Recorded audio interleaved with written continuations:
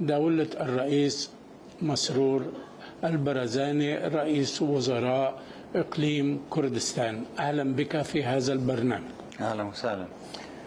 سيدي، السؤال الأول يتعلق بالوضع الآن في العراق، لأنه كل العالم العربي وكل المنطقة مهتمة تعرف متى تتشكل الحكومة العراقية المقبلة.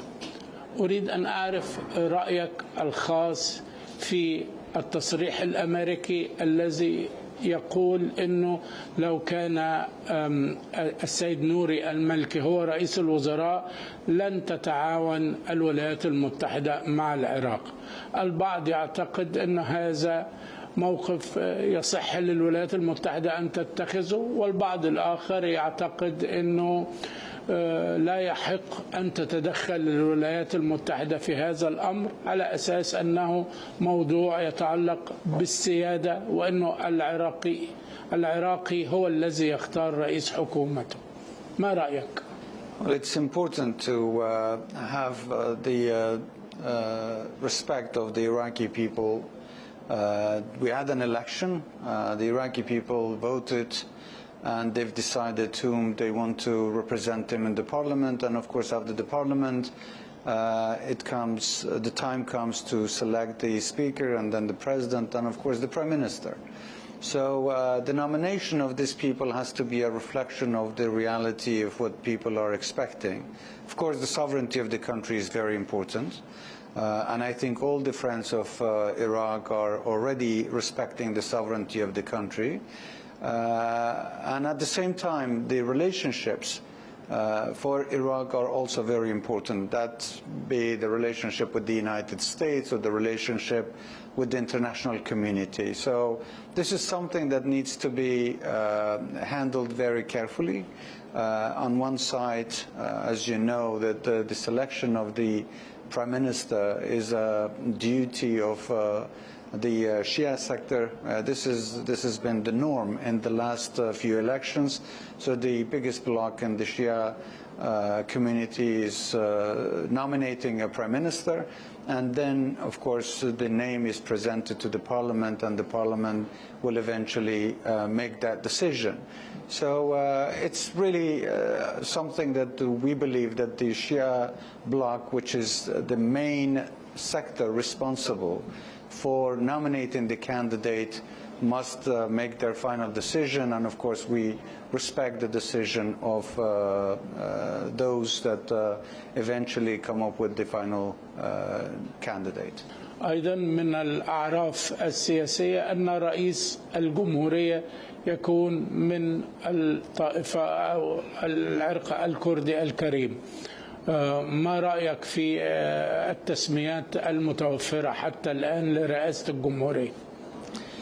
Similarly, the Kurds should nominate someone to be the president of the country. So it's not going to be the president of the Kurds. It will be a Kurdish candidate, but it will be the president of Iraq. Similarly to the Speaker of the Parliament, which is the selection of a Sunni community, and the selection of the Prime Minister, which is the responsibility of the Shias. Now the selection or the election of the President is also the responsibility, or it comes back to the Kurdish community to make that decision. What is important is that based on the logic that is used for both Shias and the Sunnis, that the winning majority of any party or any bloc within that community is responsible to nominate their candidate. This should also be true for the Kurds.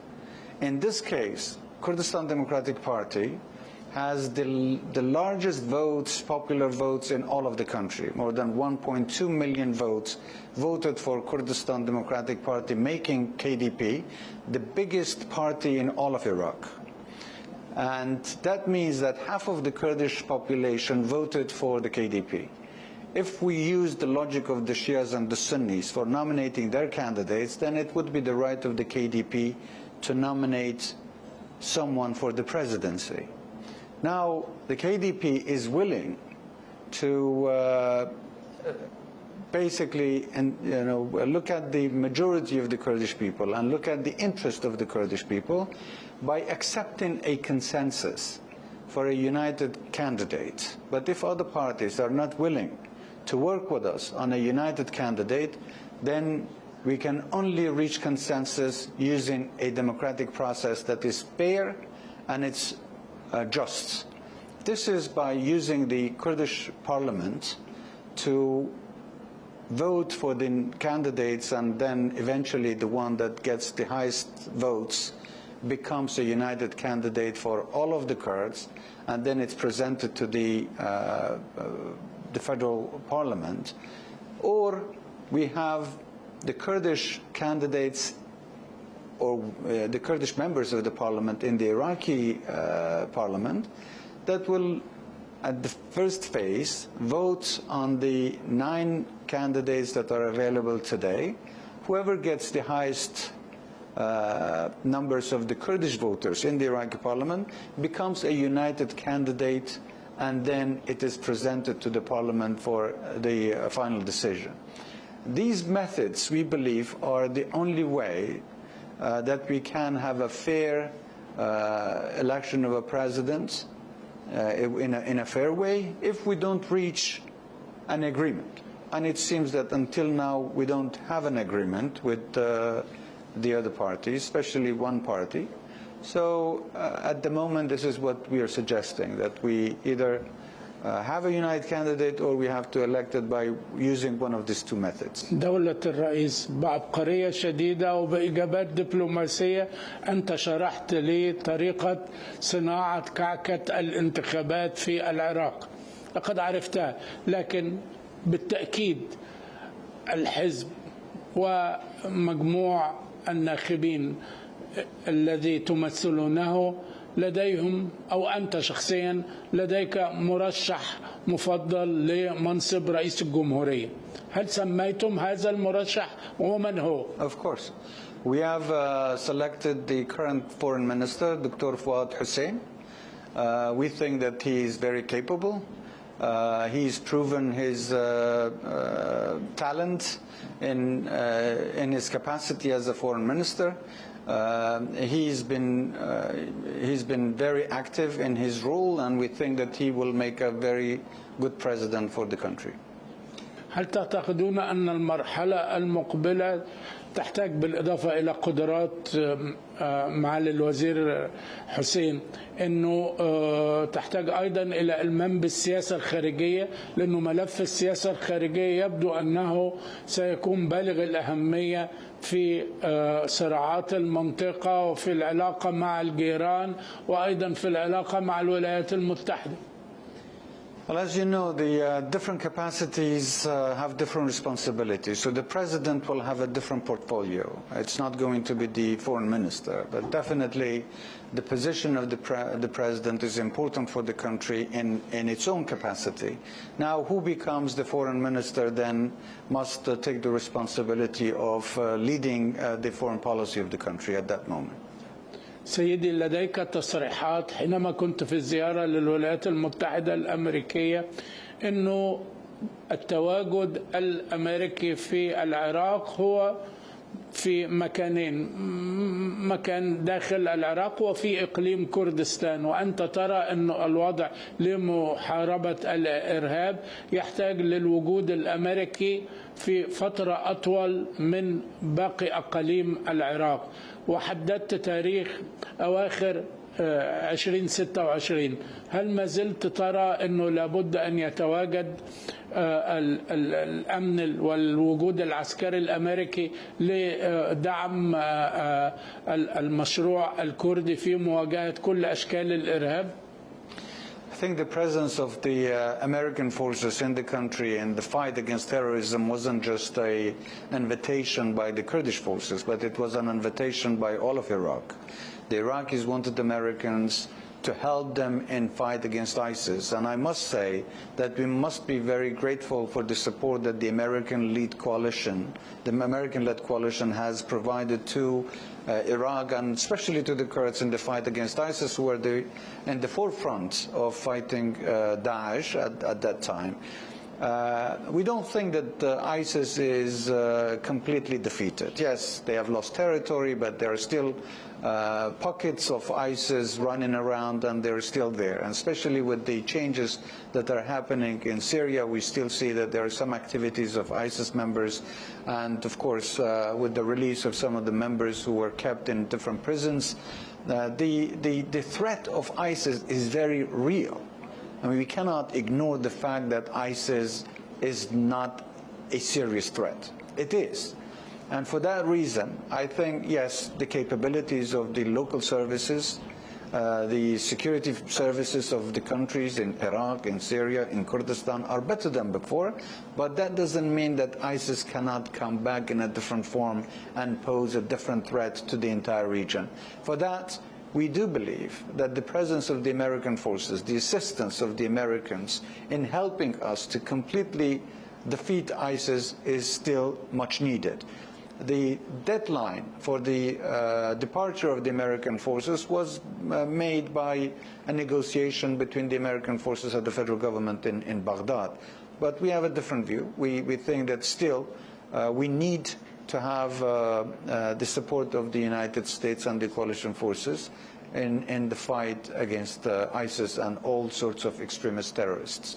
هل يزعجك سيدي أنه عودة داعش إلى إعادة ترميم نفسها وإعادة لم شملها وجماعتها، وخاصة بعد هروب بعض قادتها وبعض كوادرها من سوريا مؤخرا واتجاهها للعراق؟ I think it is possible that ISIS can regroup, but let me take a step back and tell you why we still think that ISIS and terrorism is a threat. ISIS or any extremist organization flourishes and becomes strong, emerges in environments where it can operate in. And those environments are usually places where there is injustice, poverty, inequality, and incompetency. We still don't see that these problems are being addressed properly. We still see that there is a lot of ethnic cleansing. We still see that there is a lot of incompetency or injustice and inequality. These are the environments where extremist organizations usually take advantage of and manipulate the people and the population in those areas. So we do believe in order to fight terrorism, you need to first address this on one side and then continue to keep an eye on the already existing known terrorist organizations like ISIS. So yes, I would say that ISIS still is capable of coming back because the environment is there. We need to look at both simultaneously. Sir, كيف تنظر إلى الاتفاق الأخير الذي تم بين قسد والحكومة والنظام في سوريا مؤخرا؟ I think it's a good step in the right direction, but we do believe that the Kurds have suffered a lot. They deserve recognition. They deserve certain rights. We are not going to dictate and tell what those rights are. I think they're capable of negotiating for themselves. We are there to help, and we have been reaching out to all parties involved to maintain the ceasefire. The most important thing is that to make sure that there is no war, and in a peaceful environment there could be more room for more solid and constructive dialogue for a more sustainable solution and agreement. So I would say that there is still work needed, but I hope that they will reach an agreement that would satisfy all sides. الأكراد يا سيدي يتواجدون في سوريا، في العراق، في تركيا، في عدة أماكن بكميات أقل. ما هو الفارق ما بين كل حالة كردية؟ هذا سؤالي الأول. سؤالي الثاني، هل ترى أنه مستقبل الأكراد الأفضل أن يندمجوا داخل الدول المركزية لشعوبهم أم يستقلوا ويكونوا أمة كردية واحدة؟ Well, this is a very interesting and sensitive question, sir. As you know, Kurdistan's been divided throughout history, and history has not been just when it comes to the Kurdish question. But there are new realities. Now Kurdistan is divided into 4 major countries, in Syria, Turkey, Iran, and Iraq. And every part of these countries has its own unique characteristics and situation. We respect the uniqueness of each of these areas, but that doesn't mean that Kurds in any of these countries do not deserve to have complete rights. We respect the way that the Kurdish areas in Syria, in Turkey, in Iran, or in Iraq are struggling to achieve their goals. We are not going to intervene in the policies of the neighboring countries, but my focus is in Iraq, and we think that in Iraq we have achieved a federal system which we do believe is going to work if it's fully implemented. So it's not really about what form of, let's say, relationship you develop. It's about what you really intend to do with the relationship. Now in Iraq we have federalism, but it's not been fully implemented. We still have problems. But in some of the areas there are still negotiations of how this relationship should be fixed and adjusted. In Turkey, for instance, there is a peace process that has started. I hope it will lead to a more sustainable solution. لم أحدثك عن إيران لأنه في إيران لا يمكن للأكراد أن يكون لهم أي نوع من الاستقلال لأن الدولة المركزية شديدة. Well, in Iran as well, I think the Kurds deserve to have their own rights, but that's for them to decide on what sort of relationship they want to develop and how they can negotiate a more sustainable solution for the people. But as a nation, Kurds, like every other nation, are, they deserve to have the right of self-determination. That doesn't mean, sometimes even talking about it, is a taboo and forbidden, that the Kurds shouldn't talk about their aspirations, talk about their dreams.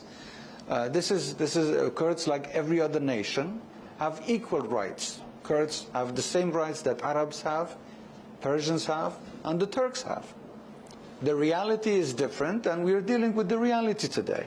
أنت حينما سئلت في مؤتمر صحفي ذات مرة هل أنت كردي أم عراقي فأجبت فورا أنا كردي ولم تفكر في هذا الموضوع. السؤال إذا كانت الإقليم أو الدولة التي تعيش فيها تعطيك كامل حقوقك فما هي المشكلة أن تكون عراقيا إذا كانت تعطيك كامل حقوقك؟ I don't think being a Kurd is a problem. Only those who reject pluralism or respect of other nationalities see Kurdish nationality as a problem. God created me Kurdish. I cannot deny it, and I'm proud of being a Kurd. Whether I live in Iraq or I live anywhere else, I am a Kurd, and I cannot change that identity, and I will never change that identity. Now, the question is, how is my relationship in Iraq? How am I being treated in Iraq? If Kurds feel that they are equal citizens, if Kurds feel that they're equal citizens in any of these countries, they will not be forced to seek other solutions, but they will enjoy life like every other citizen in that country. But let me tell you, in Iraq, for instance, we are the last to receive salaries if we do receive salaries. هذا كان سؤالي. علمت انه مثلا غرمتم مليارات من الدولارات بسبب تأخير العاصمة او الدولة المركزية فانها ترسل لكم مستحقاتكم، مستحقات البترول، الضرائب، الخدمات، كل ذلك منعتم لسنوات طويلة. كانت لديكم مشاكل مع العاصمة مع بغداد. This is unfortunately a violation of the Iraqi constitution. So it's not just a violation of the Kurdish rights, but the Iraqi constitution calls for equal treatment of all Iraqi citizens, including the Kurds. But we don't see that. We see that the budget is being used as a political card against the Kurdish people. Of course, there are always explanations that the Kurds did not play their part, but of course, if there is a good referee to come and look at how the Kurds have responded and acted in Iraq and how they have fulfilled their commitment as citizens and how the government has treated the Kurds. حكومة الشيعة السوداني كانت العلاقة تتحسن فيما يختص بمستحقاتكم بالرواتب أم هي نفس السياسة؟ We have shown and given unconditional support to Prime Minister Soudani, and of course we always give the support to any Prime Minister, expecting them to respect the Constitution as it should be. We do not expect any Prime Minister to be a Prime Minister of a different sect and also treat all the citizens differently. Unfortunately, we haven't seen the Kurds being treated equally in every, let's say, phase of the premiership of all these prime ministers. كيف استطعتم أن تقيموا علاقة ذكية حكيمة مع بغداد ومع طهران مع واشنطن بشكل يعني ذكي ومتساوي في آن واحد؟ We try to be a constructive, positive element. We don't seek problems. We don't seek intervention in the affairs of our neighboring countries. We do want to have mutual respect, relations based on mutual respect with everyone. So that actually is the way that we have been acting upon.